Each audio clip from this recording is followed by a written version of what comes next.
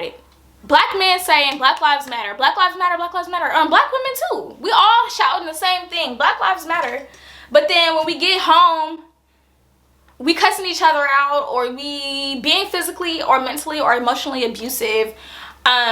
We're not being uplifting.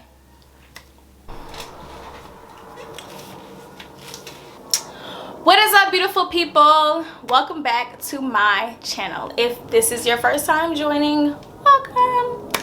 If you are returning, welcome back. You know what it is. So today's video will be about childhood traumas and how they are taking over your relationships. So, small disclaimer.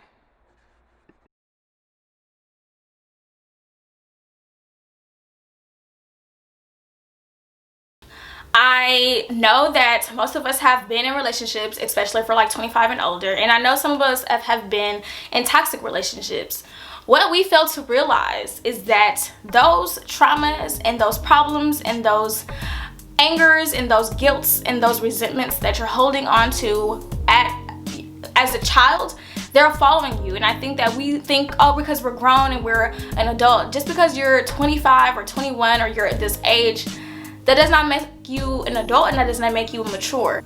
We often find ourselves in these relationships and we're like, why does it feel like I'm dating my parent? Because you haven't even been able to deal with those things as a child, you know what I mean? Whether it be childhood trauma, whether it be neglect, whether it be attachment issues, whether it be hate or resent. I think we bring that into our relationships. My shirt says, don't be a baby. Don't be a freaking baby, but have those have those emotions. That I think we need to not be children, but understand what it was like when we were a child. Like, how did I feel? Why do I feel like this? Like, go back into that childhood when you were 5, when you were 10, and you're just like, I remember how it felt to be neglected. I remember how it felt. And that's probably why I'm acting this way in my relationship. That's why I'm hella controlling. That's why I'm always insecure, because my mom always left me, or my mom never came back, or just for example. But I'm saying, like, we are adults acting as if we're children in relationships. And I mean, I'm not sitting up here and say that I never have done that. I can't sit up here and say that I have been there before. I have been there before. I acted as if I was a child because I wasn't even aware of all of the trauma and troubles that I have not addressed as a child. And I think when you have mommy issues, when you have daddy issues, when you have these problems and these things where you think you're just gonna sweep it under the rug and it's gonna be okay, that's why I feel like you're dating your mom. That's why I feel like you're dating your dad, because somebody is scolding you and telling you what they want you to do or what you shouldn't do. Is because they want to have some control, because they never have that control. This is all general and this is all hypothetical, and this could be related to you or not. And I think some people forget that, oh no, like, it's not just one set in stone. It's not all clear. It's not all the same in every situation. Sometimes people have had a great childhood and a great upbringing, and they still find themselves being in a toxic relationship, or vice versa. I think we are, you know, we often settle in a relationship too when we don't want to be alone. You know, comment down below if you feel like, dang, I'm with this person and I don't know if I should be with this person, but I don't like being lonely. I don't like being alone. I don't like waking up alone. I don't want to end this relationship. Sometimes people feel like because there are children involved that they can't end the relationship, but then it's like, think about how toxic that could be for another generation to come. You know what I mean? They see you doing this, and then they do the same thing, and then your grandkids and everyone else is all fucked up. It's a fucked up cycle. I think especially in African American cultures, we forget that there's hurt. Like, there's hurt. If you, like, and I hear this often, black men always saying, oh, black women always got an attitude, like black women don't know how to act, or black women always are this or are that, or they talk disrespectfully, and I feel like there's two reasons, maybe. One is because we always have something to defend. We always have to defend something, whether you have kids or not. You always gotta be on defense. Black African American women are usually on defense, whether that be because they were, you know, someone was staring at them in the store, or because they got booty shorts on and a guy was looking at them in a sexual way. Like, I feel like black women always gotta kind of be on defense, like in some sort of way. It's always gonna be like, huh, like what's up, like, and that's just natural, and it's a conditioning, and I don't think it's good or bad, but it's a conditioning, and it is what it is. But a lot of black women, or a lot of black men I talk to, will say that they steer away from black women, and I ask them, well, what does the other race provide you that the black woman doesn't? Well, when I date Asians or when I date whites, they don't talk back, or they don't disrespect me. They don't have an attitude, you know what I mean? They just kind of do what I say and don't really ask nothing or don't question nothing. Well, they haven't been oppressed as much as that we have. They haven't been, you know what I mean? They haven't been looked at in a way, or haven't been categorized in a way for the most part. I think that we as a whole forget all of the oppression, all of the hurt that people have been through as a whole. Black men too. I think us as, and I'm not sitting up here and say they're not right. Black women are more likely to be aggressive. Black women are more likely to be like, what's up? Like, we're more likely to question you or be like, and that's just in our blood. It's just in our blood, and that's what makes us a black woman. I'm not gonna apologize. And I have a conversation with somebody, and I was getting so passionate because they were telling me like, I don't date black women, and I wanted them to look at themselves. I wanted them to look at themselves, and I don't know this person really well, so I don't know if they were raised by their parents. I don't know if they had troubles, or I don't know their deep-rooted issues, or if they're even close with their mother. Because a lot of black men, you're not hearing me, a lot of black men who are not close to their mothers, or who have some type of issue with their mother, will most likely say, I don't date black women. And I could be wrong. Comment down below if I'm wrong, because I don't want to sit up here. But I know somebody's, and it's a little more weird when the man is raised by his mother and he says this. Because if you're not raised by your mother, if you have issues, or if you have these, you know, kind of conflicts and stuff that you haven't really dealt with, then that would make sense. If you're like, okay, I don't date black women, you already have an issue, you already have a nasty relationship, or you already have a fucked up kind of relationship with a black woman, the first black woman who even, you know, you're scarred, you know what I understand? But when a black man who has been raised by his mother, or his grandmother, or any other black woman, and says, oh, I don't date black women because this and that, they got attitude, it's like you were raised by a black woman. You are a product of a black woman. Your daughter will be a black woman, whether you mess around or date a Latin or a white or whoever. If you are black, if you are an African American man, best believe your daughter or your son gonna be black. And I just think like it's contradicting of you to be a black person. You're gonna be this color, you're gonna be this race, and you're saying I don't date this person. It's different if you're just like, oh, you know what, I'm open, but I don't discriminate, but I usually date Latins, but it's whatever.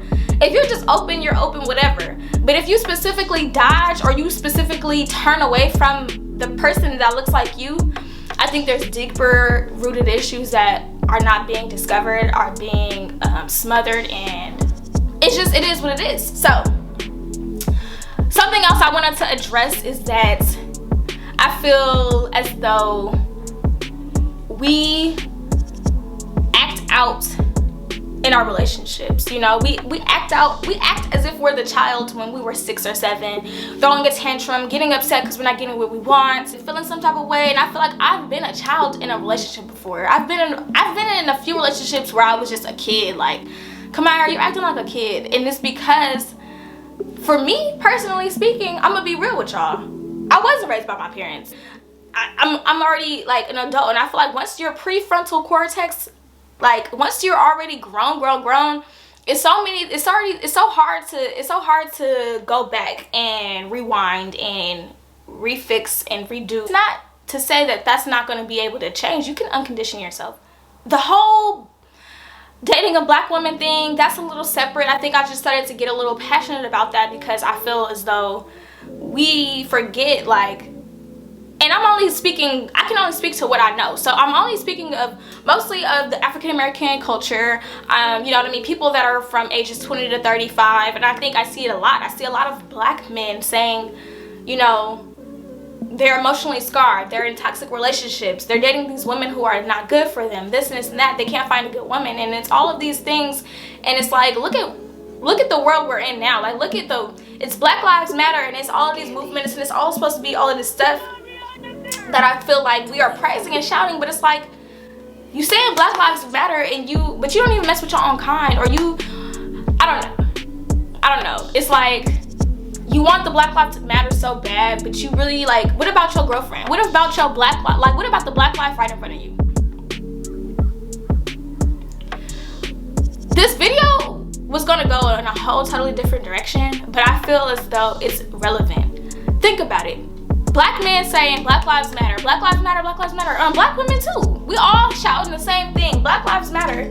But then when we get home, we cussing each other out, or we being physically or mentally or emotionally abusive. We're not being uplifting. Does the black life really matter though? Okay. The battery died, but all in all, I just want to reiterate a few things. So I think that we forget that people are often fighting demons and fighting battles, and it's an ongoing thing. It's a lifelong thing. I hope my camera isn't, oh, it's so smudgy. It's a lifelong battle. It's an ongoing thing, and I think the bottom line of it is to understand that we're all facing problems. We're all fighting demons. We're all going through a lifelong thing. Life is a long lesson. It's a lifelong lesson. It's an ongoing thing that is forever. We must figure out those traumas and those issues and those troubles early on before trying to get into these relationships where people having kids with people, we're marrying people. We don't even know how to deal with your own shit first. Deal with that shit at home first. Talk to your parents. Have these conversations with your parents. Tell your mom how you feel. Tell your dad how you feel. Like, do all of those things. And if you feel as though it's not going to help or it's not going to make a difference, but I promise you, if you take care of those childhood issues and those troubles and those traumas that you were going through, you might be a better person. You might be able to be healthier in a relationship. You might be a better person for your significant other. And we often forget, excuse the noise, we often forget that we can't be a good person for someone else if we're not good enough for ourselves. You can't be you can't be a great significant other if you're not able to really understand how you feel. Can I be alone? Is it okay for me to be alone for a year? Can I be single for a whole year? Am I able to be in a relationship and be the best me I can be without feeling, unsure or not confident? You know what I mean? We often are with people and we're just like, we're not even sure about ourselves. Like, I don't know, maybe he's cheating on me, or I don't know if No, you need to be confident. You need to be with somebody who makes you feel as though, you know what I mean? Like,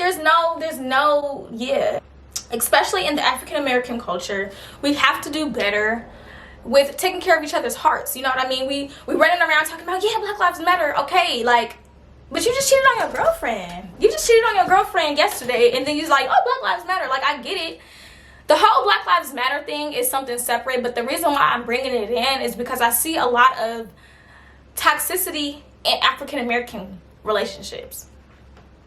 I see a lot of toxicity in Black couples, and it's like, we have to do something now. We have to start at home. It starts at home.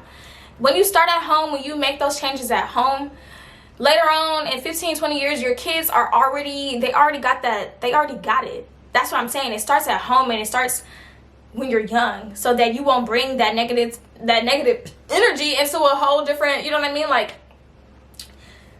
if you take care of your home, if you take care of your child, if you take care of your childhood issues or problems or troubles, as you grow up and become a person in this world, you're going to move differently. You're going to treat others differently.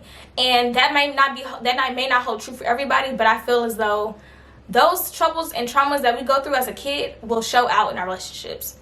I don't date Black women. You also don't fuck with your mom, your Black mom. I will have another part to this video.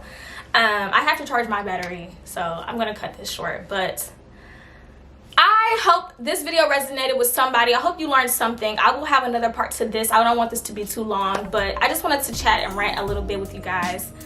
I hope you enjoyed this video. Comment your thoughts down below. Are you going through childhood traumas? Are you in a toxic relationship due to your childhood traumas? Don't be shy. We all have been there.